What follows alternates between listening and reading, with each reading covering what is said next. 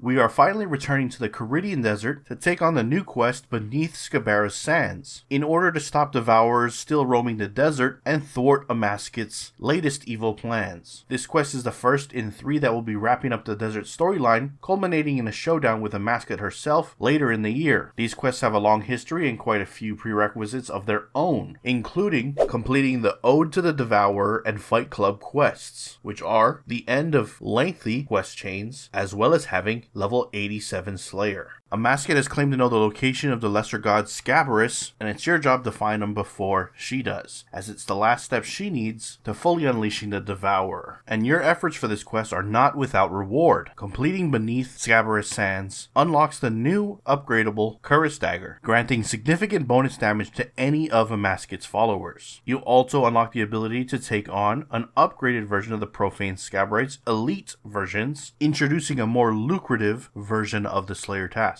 Anyways, that's pretty much all you need to know. Head on over to Menafos, over to the Imperial District, into the Pyramid, and get started on the latest quest. Anyways, if you enjoyed the video so far, please hit that like button. If you're not subscribed yet and you want to stay up to date on all things RuneScape related, then hit that subscribe button. Thank you. That said, we're now going to shift on over to the patch notes and see what's been changed with today's update. So let's go ahead and check it out. Taking a look at 110 woodcutting and fletching, they updated the level requirements for the divine woodcutting locations to make them reflect their current woodcutting counterparts. Divine oak tree, level requirement to make them has been changed from 21 to 13. Recipe changed using flickering energy. Divine willow tree, level's been changed from 31 to 21, and the recipe is changed to use bright energy. Divine yew trees have been changed from level 62 to level 71, and the recipe is changed to use lustrous energy. Players no longer get stuck when teleporting to copper longtails using the volcanic trapper outfit. Cap damage for primal crossbows at level 85 for base and level 90 for Mark 5. You no longer require an unnoted eternal magic log in your backpack to create upgraded versions of eternal magic shortbows and primal crossbows. Fixed a minor issue where players could hear the lumberjack intuition buff sound from nearby players. Corrected the warped masterwork bow grip interaction message. Ham members now drop wood spirits when pickpocketed, both before and after the completion of the Lost Her Marbles mini quest. Perfect branches no longer drop from woodcutters while stat boosted. Minor fixed the fire making level requirement when lighting eternal magic logs from the inventory and the ground. When collecting bird's nests, if you have unlocked the ability to store them in your wood box and you're carrying your wood box, they will then go into your wood box before being ported to the bank. Nature Sentinel teleports are now listed in mostly descending order, so the more desirable ones are on the first page. When the tier 2 Ranger's workroom, crystal knife, or Wargully incense sticks magically string when fletching, the side effects of the stringing of the bow or crossbow now occur correctly. This resolves an issue where if the auto stringing effect occurred when fletching primal crossbows, the fletch quest achievement objectives to string a primal crossbow did not complete. Players can now toggle whether they want to receive incandescent hatchet fragments when training woodcutting in the new woodcutting section of the settings menu.